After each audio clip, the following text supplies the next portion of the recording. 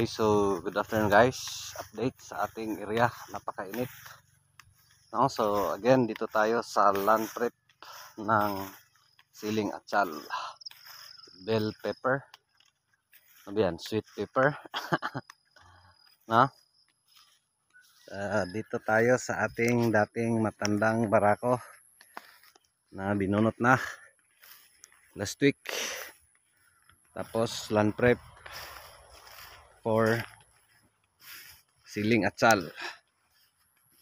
No? So gagawin natin ngayon ay gawa ng butas dito sa ating mga beds. No? So dito di pa natin na down yung plastic mulch. Dito pa muna sa baba. No? So after harvest kanina. So dito tayo. No? So may natapos na tayo dito na baba. Ayun bang na plastar na lapag na mga mulch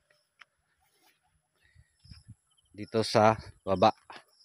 No? So pag-uusapan natin ngayon guys is yung planting distance, recommended planting distance and spacing dito sa siling atsal. No? So dito na ano na natin yung mulch. Tapos doon sila sa baba naggawa ng mga butas. No? So yung mga plastic mulch na grabe naka punit-punit. So linagyan natin ng bago. No? So recommended planting distance and spacing sa atsal. Pero before nyan, shoutout muna sa ating mga kaibigang andito sa dahon ng saging. So medyo chill na tayo guys. Maski hindi pa tayo nakaplastar. At least ready na yung land prep. So pwede na tayong magsulat. No? So shoutout kay Ferdinand Mansano ng mahirap yung dahon sa saging guys, gumagalaw, ng Alcala, Pangasinan. Shout out Real Mira Vlog ng Southern Leyte. Shout out NG Binigno ng Valencia City, Bukidnon. Shout out Eugene Plaras ng Davao de Oro. Shout out sir. Shout out Wilmar Tabuada ng Cagayan. Shout out Sir Ricardo Talban. Shout out Richard Paran de Farmer. Sa akin sir, cellphone lang yung ginagamit ko pang vlog, no? Mapansin niyo di tayo nag-edit. Kung ano yung na-capture ko, yun na yun, no? Tagal kaya mag-edit. Shout out Gummy Bear PH. Shout out Bombero Farmer TV. Shout out Efren Encarnacion. Shout out Mamerto Giritan Jr. Shout out sir ng Surigao. Shout out Jewel Mitch Halina. Shout out Claudie Del Rosario. Shout out Ismael Kose. Shout out Ayan Habi. Shout out Spider Parker. Shout out sir. Shout out Birna Intinado. Shout out Cynthia Cueva. Shout out Angel or Angel Benito. Shout out Phoebe Ramiro. Shout out LM Integrated Farming and Techniques. Shout out Sir Alex Ibero ng Surigao. Shout out Nelson Coca. Also shout out Maldits QT. Sa lahat nating mga kaibigan, shout out sa inyo, no? So shout out Pinos Vlog or sa ating mentor Pino Yanggurin Kaminadi. Shout out din kay Farmer Montejo, no? So ipapakita natin ngayon guys is yung planting distance na recommended ko dito sa siling atsal, no? So ngayon ginagawa ng ating mga partners, no? So yung kasama natin dito sa farm, yung permanente is itong apat. Diyan si Papa, tsaka si Magic Inting. Tapos andyan si San Juan at saka si Inchik. So sila na lang. So yung planting distance natin dito So ano ba yung mga planting distance ninyo? No, again, since naka-drip tayo, kung mapansin nyo yung drip, di pa natin inilagay. So possibly yung makikita nyo is nasa ilalim, no? So sa atin is hindi. Yung drip, later na. Ay nako. No, so yung planting distance natin na recommended ko para sa akin, no, again, iba-iba tayo. So since naka-drip tayo, napakalapit lang. Yung butas guys, kung mapansin nyo, that's 30 cm. No? 30 cm yan.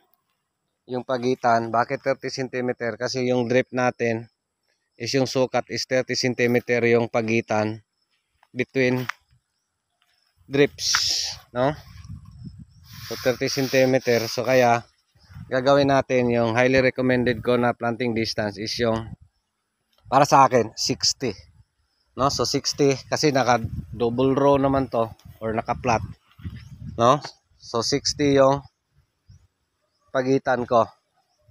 No? Kasi pag 30 cm lang, considering dito ganyan, yung atsal kasi or yung bell pepper, lalaki at lalaki yan. No? So with God's grace and God's blessings, kaya makaabot nito.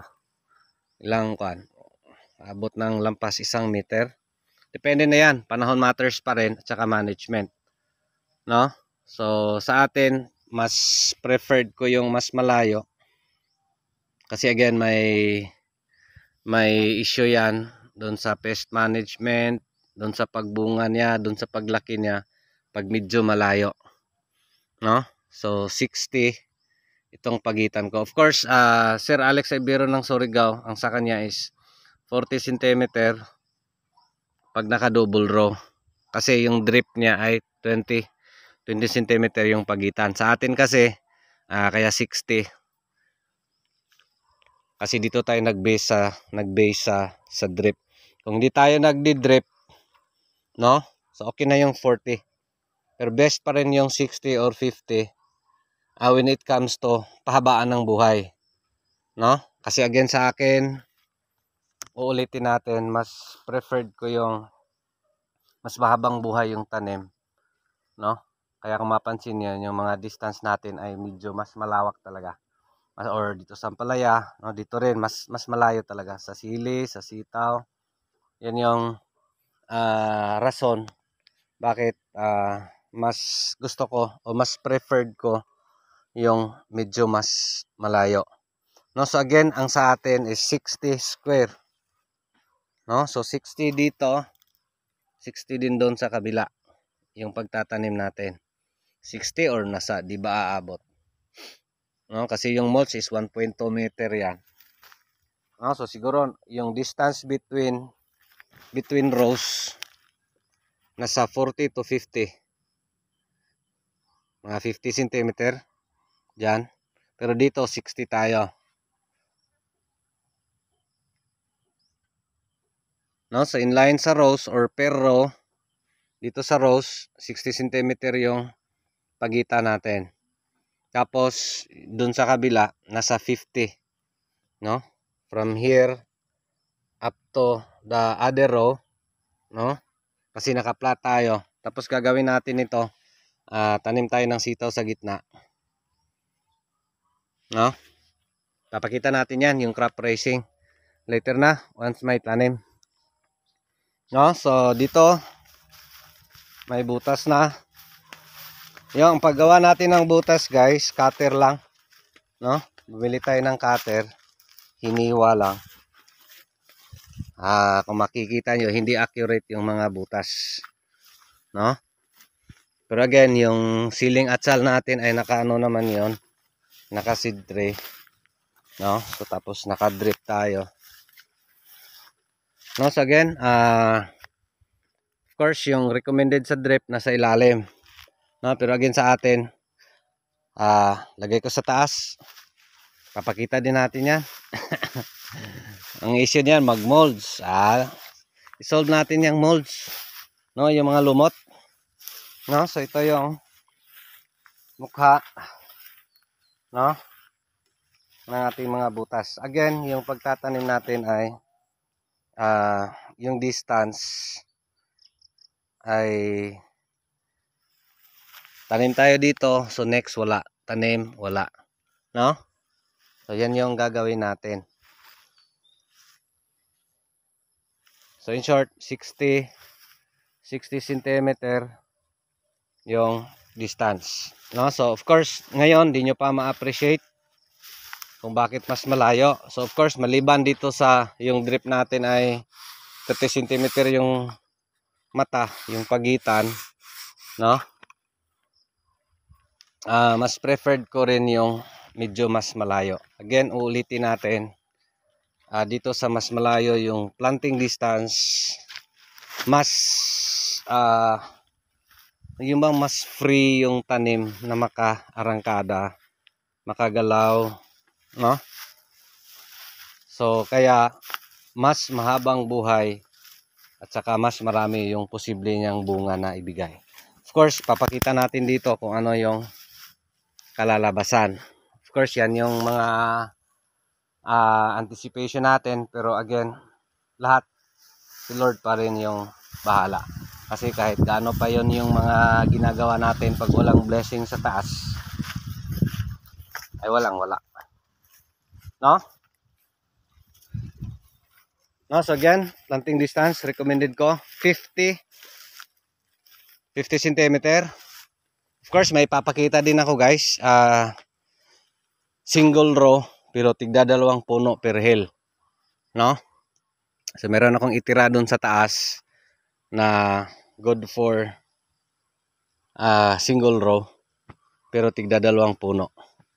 No? So ipapakita natin kung ano yung difference dito sa nakaplat. Kasi dito yung land prep na for atsal talaga, na isang area lang atsal, yung mga ganon. Kasi dito yung pag land prep natin is dito tayo nagtanim sa pinagtamna ng dating ampalaya, no? Kasi yung lupa diyan napakataba, daming ipot, stock, no? Na andyan pa na hindi nakukonsumo ng ating matandang barakong ampalaya, no? So doon natin makikita if yung planting distance matters when it comes to pagbunga, when it comes to haba ng buhay, no? Dito natin ipapakita kung ano yung posibleng mangyari dito sa ating siling atsal or bell pepper variety na itatanim natin dito ay ano ba yon? Yung sa East Twist, nakatanim na tayo dyan dati nung doon pa tayo sa CIT University nagtrabaho, no? Yung pinagsabay natin yung pagpa-farming at saka pagtuturo way back 2018. Emperor F1, yan, Emperor F1. Yan yung itatanim natin dito, naka-seed tray. No, so again, malayo to yung pagitan between beds. Kasi again, dating ampalayahan, tinatamnan natin yung ampalaya beds. Tapos gagawin nito, i-clear pa natin yung area na maraming damo. Tapos maglaland prep din tayo ng ampalaya dyan sa gitna, no? So yan yung ano natin, paraan sa pagland prep, considering yung area na pinagtamna natin ay dating ampalayahan, no? So doon lang tayo sa beds, inaararo. Of course, pinapakita natin dito yung pag-aararo gamit yung kalabaw, no? Tapos ito, no? So gawa ng butas gamit yung cutter. Papakita ko guys paano. Cutter lang kasi kung mag-ano pa kami, gumamit pa kami ng bang lata, tapos lagyan ng uling, tagal yon. Tapos hindi to plain tong tamna natin, importante may butas, no? So ipapakita namin ni Magic Inting. So yung pati na ng kuha natin babaw po. Sige na. So ang pag kuhan guys, cut, ayan. Nawala na yung cellphone ko ah. Naputol guys. Iwan ko kung mayroon pa ba. Mayroon pa di ay. Pero humanap lang yung cellphone ko. So cutter lang. Tapos may sukatan, dalang sukatan. Yung sukatan is 30 cm.